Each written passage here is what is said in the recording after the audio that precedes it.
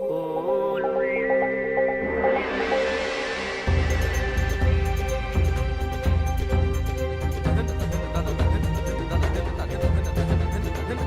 Pakistan, it's cheaper to buy a hit of heroin than food.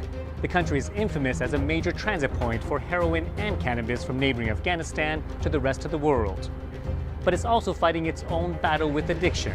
I'm Steve Chow. On this edition of 101 East, we ask if Pakistan can kick its drug habit. This report from Karishma Vyas.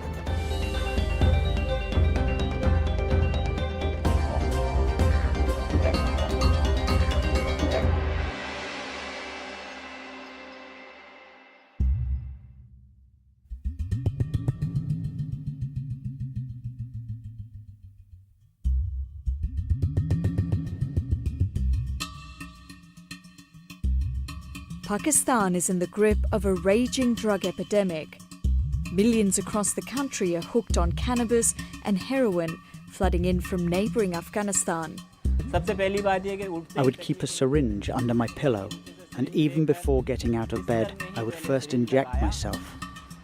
It's a deadly scourge that has now infiltrated every class and every age group. I was about 7 or 8 years old when I started using drugs. I would take the joints in my hand and I'd suck the smoke in like this. Drugs are cheap and easily available, and they're destroying countless lives. All you have to do is to make a phone call and you'll get it. Heroin or anything. Whatever drugs you want, wherever you want it. You call and they'll deliver. A lack of government funding is crippling law enforcement, and there aren't enough rehabilitation centres. Meanwhile, the drugs continue to flow.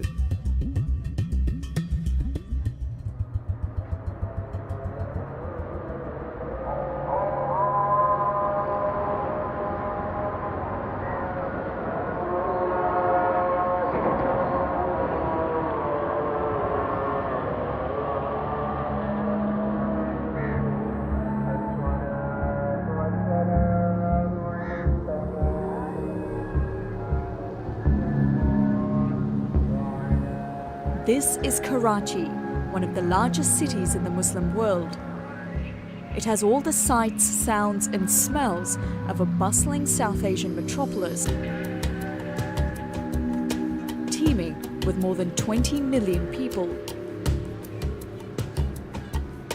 Life on these streets can be brutal. 1 in 4 people live below the poverty line. Nearly half the population can't read or write, and jobs are hard to come by. In this environment, parts of Karachi have been overtaken by gang violence and narcotics abuse. Addicts are sprawled on street corners and roads across the city, openly using drugs.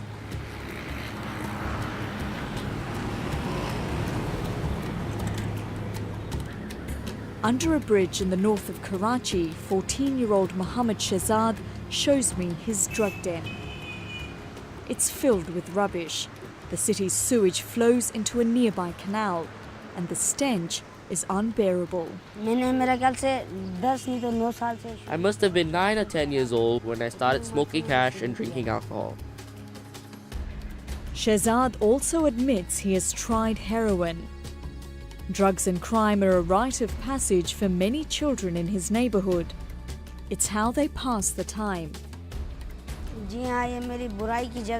I used to just sit around here all night doing drugs. These are my friends that I used to hang out with. We'd smoke hash and do terrible things. We'd rob people and bring the stuff here. Gangs control the streets in this part of Karachi, and Shehzad quickly learned how to fit in. My area is full of drug addicts and hooligans. I would sit outside when the electricity went off. Kids would come by and say, "Let's get high." So I would go with them and smoke hash. All his friends smoke cannabis, and at just 50 cents, it's a cheap high. नशा शुरू किया था हमने 7 साल उम्र था I was about 7 or 8 years old when I first started using drugs. किया हमने And then I just carried on doing it. करते करते सिगरेट पहले शुरू किया It started with cigarettes. खाली सिगरेट शुरू And then we would empty the tobacco and mix it with hash like this. बंदे बनाते थे There are more than 6 million drug users in Pakistan.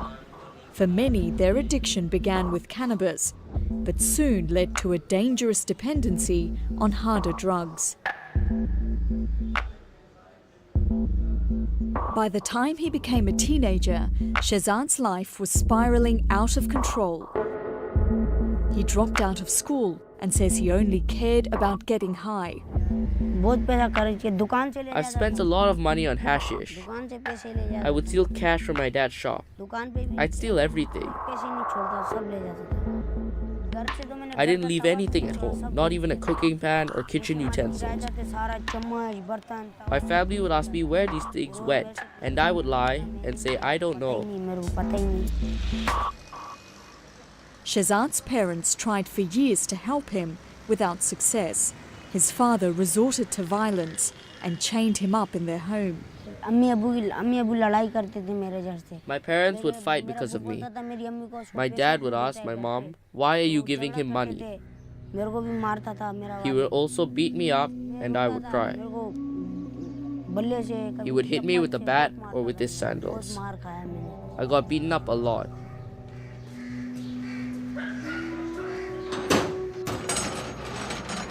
With nowhere else to turn, Shehzad's family contacted the AAS Trust, one of the few rehabilitation clinics for children in Pakistan that's providing free care. The patients must volunteer for treatment, but once they enroll, they can't leave until they complete the 3-month program. जी हाँ मैं जब यहाँ पर पहले आया था मेरे को अच्छा नहीं लगा I didn't like it at all when I first came here. उसके बाद चली जाता था मैं बोलता था मिस मेरे को I would go to the staff every day and say, please let me go home. Miss लोगों को भी बहुत तंग किया था इधर I really harassed them, swore at them. दिल में गालियाँ देता था स्टाफों को इधर अच्छा नहीं लगता था Then I started thinking, they must leave their own kids at home to take care of us. हमारा अपना बच्चा They're like my own family. छोड़ के आता है हमारे लिए I felt bad. ये भी हमारा अब्बू की तरह ये भी हमारा बहन I would think, why did I say those things to them? होता था इन लोगों को मैंने ऐसा ऐसा क्यों I apologized and that made me feel better. उनसे माजरत मांगता था माजरत भी मांगा था अच्छा लगा था मुझे Shehzad is lucky to be here. The UN says that every year less than 1% of Pakistan's addicts have access to intervention and treatment in Pakistan. And most of that is provided by private NGOs like this one. The treatment is free, but the 10-day detox can be intense. बोलता था यहाँ से I thought the minute I get a chance, I'm going to run away from here and get high. फिर वही पुराने रवैये अपने But then I would be going down the same path. After 5 or 6 days here, I changed my attitude and I started getting along with people. अच्छा लगा मेरे को That felt good. It's Sunday and relatives are allowed to visit the boys. Shehzad's parents come here every week to get an update on his progress from staff. बस होता है मेरा बच्चा सही हो गया अल्लाह का शुक्र और भी सुधर जाए तो खुशी की बात है ऐसा कोई मसला नहीं हम तो बच्चों के लिए कितना परेशान रहते थे वाली और बस हद से बाहर परेशानी अब अल्लाह का शुक्र सुकून है कोई ऐसे वैसा दिल में खौफ नहीं आ रहा है कहाँ नहीं The centre can house up to 25 boys. Like Shehzad, many are recovering from years of cannabis abuse. Counsellors hope that by treating them early, they can prevent them from progressing to harder drugs. But they are seeing more cases like this boy, who at 14 is hooked on heroin. He has gone through severe withdrawal and his parents are worried.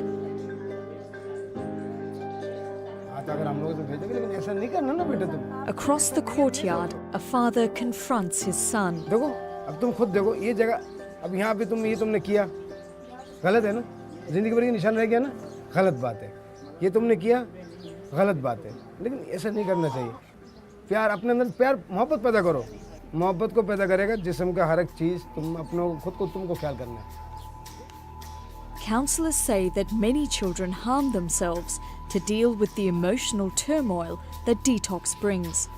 The staff keep sharp objects away from them, but still the children find a way. लेकिन ये बहुत बुरी चीज़ है। क्या है? क्या है? बहुत बुरी चीज़ है। देखो अभी तुम्हारा अम्मा है, हम हैं, तुम्हारा अब्बू है, तुम्हारा बहन है, ये तुम्हारा भाई भी आगे देखेगा, तो क्या बोलेगा? बुरी बात है ना। अभी हमको लग रहा है हम कितनी बुरी बात है। अभी कितने निशान है मैं तो गिनते नहीं सकता हूँ। But not all parents visit their children.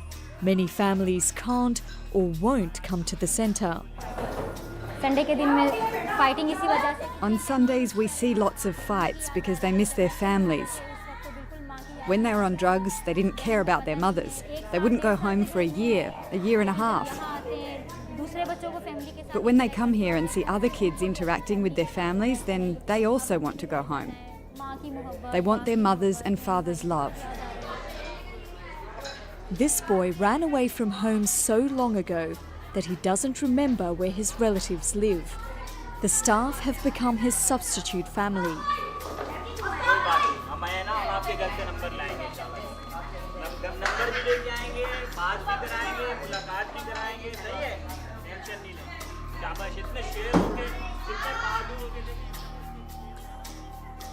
Aftab Alam has been working here for 5 years and has helped hundreds of children kick their habit.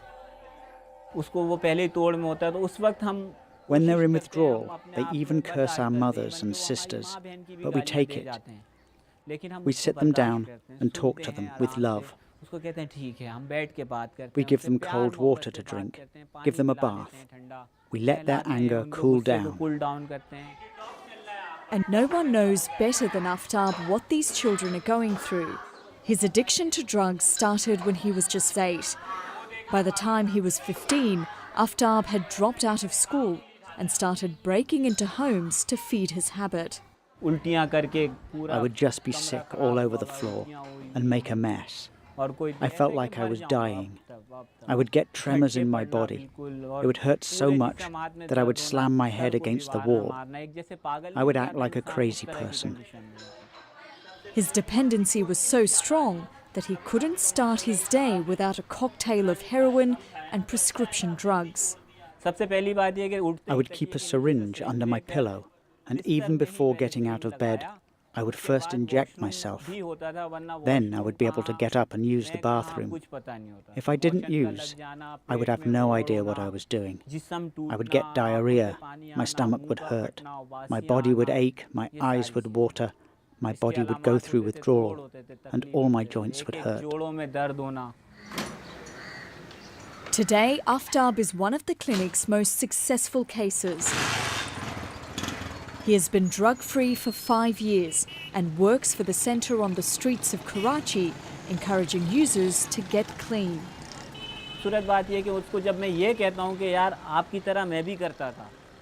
The best thing I can tell these addicts is, I was like you. Look at my lips. I've smoked so many cigarettes that they're black. What drugs do you use? I did them all for many years, even heroin. And then they think, yeah, he knows about all the stuff I do. He must have done it too. And then they start to trust me, and I can become a role model for them.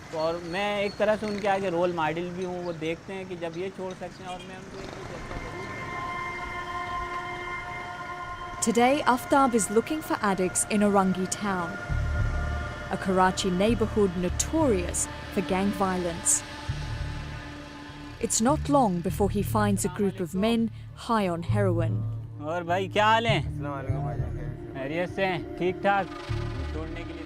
Amjad Naveed is 27. He has been abusing drugs for years and says he has hit rock bottom. His wife has left him and he goes for days without eating or bathing. It's a familiar story.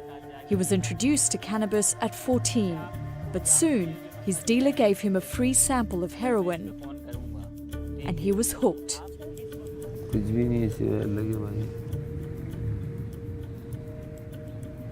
रात को गाड़ी पे से आते हैं, खाना खाते हैं, वही कुत्ते की ज़िंदगी है यहाँ के, सो जाते फुटपाथ पे। 16 साल हो गए भाई इसी करते करते इसी ज़िंदगी में। क्योंकि देखें मैं आपके सामने बैठा हूँ, मैं खुद भी इस पे फंसा हुआ था, आप देख सकते हो, मैं खुद भी इंजेक्शन सिरिंज से, ठीक है। मैं आपको बता रहा हूँ कि जैसे कि 6 साल मैंने नशा किया था ना। Amjad wants help, but even as he looks at pictures of the rehabilitation centre, he continues to snort heroin. आज मैं करोला एक्सेल कार में घूम रहा होता। बस अजीब और गरीब ख्यालात आते हैं बाजी कि अब तो बिल्कुल जैसे दिल खट्टा हो चुका है, वही बोलते वो सोच के बोलते हैं कि यार पी के मर जाएगा, नहीं पी के नहीं मरेगा, यही सोच के बस बर्दाश्त कर लेते हैं। लेकिन कोई बेचने वाला आता है, वही उससे पकड़म पकड़ाई, लड़ाई झगड़ा, ये चीज़ें होती हैं बाजी।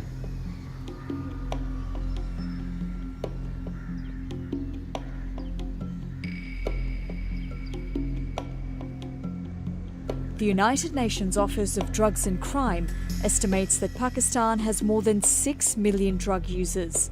At least 4 million are addicts, and the numbers are growing. The epidemic is destroying families. Users often disappear from their homes, leaving distraught parents behind.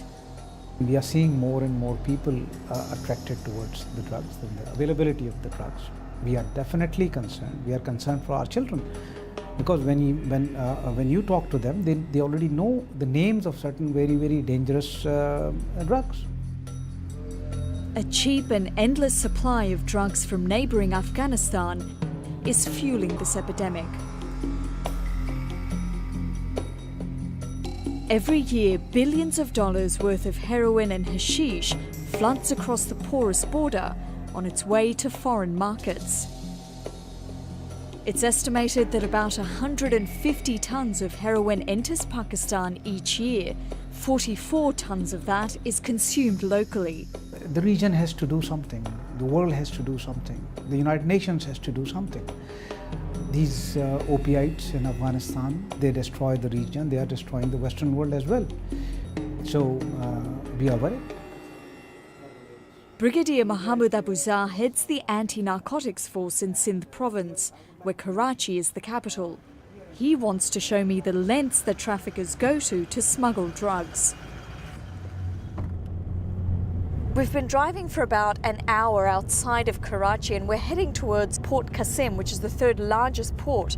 And we're actually going there because the anti-narcotics force seized 80 kilograms of heroin, which was packed inside a container heading to Turkey. Officials received a tip-off about a shipment that was heading to Ankara. After checking cargo records at the port, they pinpointed this container. We reached this container through the effort of our informers, through the electronic tracking, and through the effort of these guys. But it wasn't easy to find the drugs at first glance. Inside these boxes of towels, there was a secret lining that concealed heroin. So they cut the side of the packaging. Of the packaging, and that's as where well. the drugs were. That's where the drugs were. So they were actually made inside the packaging. They made the packaging in 2 layers. So it was all machine made. It was not handmade. Yeah. So this is how. That's a very sophisticated. It's a very operation. sophisticated operation. Seizures like this are common. Last year, the ANF netted a record 250 tons of drugs worth $750 million. This time, the traffickers were caught and now face the death penalty under Pakistan's tough laws. Back at headquarters, we find the ANF officers have conducted another raid. They've seized 100 kilograms of hashish, a potent derivative of cannabis. Maqsood, how are you? Fine, sir. Fine. So this is the today's catch? Sir. Yes, sir. And how many people apprehended? 4 people, sir. 4 people? Yes, sir. Okay. Well done. Okay, sir. Thank you. The ANF's drug storage room is overflowing. But experts say that the majority of narcotics are slipping through the net. They simply don't have the resources to stem the flow of drugs. The organisation is missing more than 1/6 of its workforce because of a lack of funding. They're also fighting corruption. Local law enforcement agencies are involved. I will exclude the anti-narcotics force from these, but the anti-narcotics police from the excise and taxation department and our local police, they are heavily involved.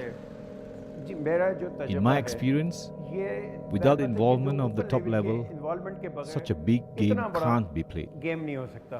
Yes, it goes on.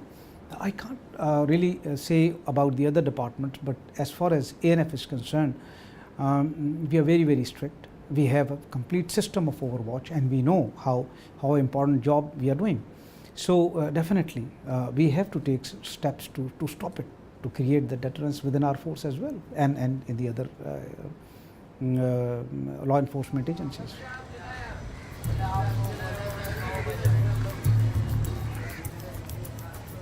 It has been 2 days since outreach worker Aftab Alam met heroin addict Amjad Naveed.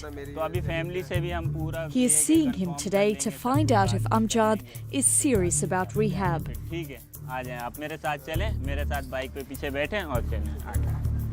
Together, they go to meet his family.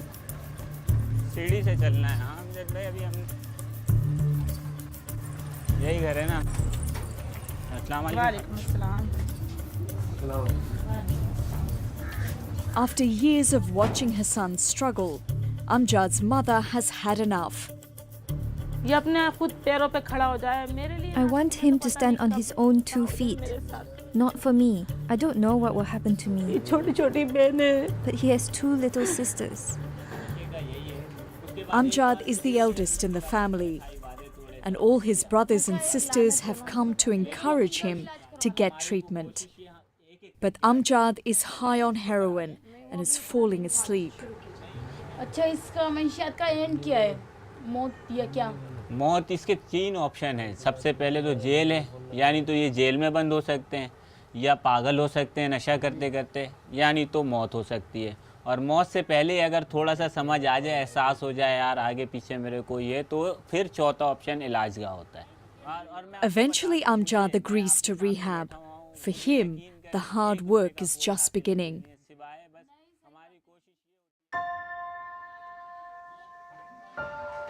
Across town, Shehzad, the teenage addict, has a rare visit home with his counsellor to see his family. He has managed to stay clean for 3 months, and this is his reward. He's doing so much better now. His face looks fuller and his complexion has improved. He's grown taller and he's even cleaner. But the centre's counsellor says Shehzad is not out of danger yet. Almost 70% of their addicts relapse, so his mother will have to watch him carefully. तो जब शहजाद अभी शुरू के दिनों में यहाँ पर घर पर आएगा तो आपको उसका ख्याल रखना। When Shehzad starts visiting home, you'll have to keep an eye on him. Make sure he doesn't go out again alone, because his friends can give him drugs again. But you can't scare him so much that he doesn't tell you anything. You have to give him love and trust him. But as we're filming, the counsellor's worst fears come true.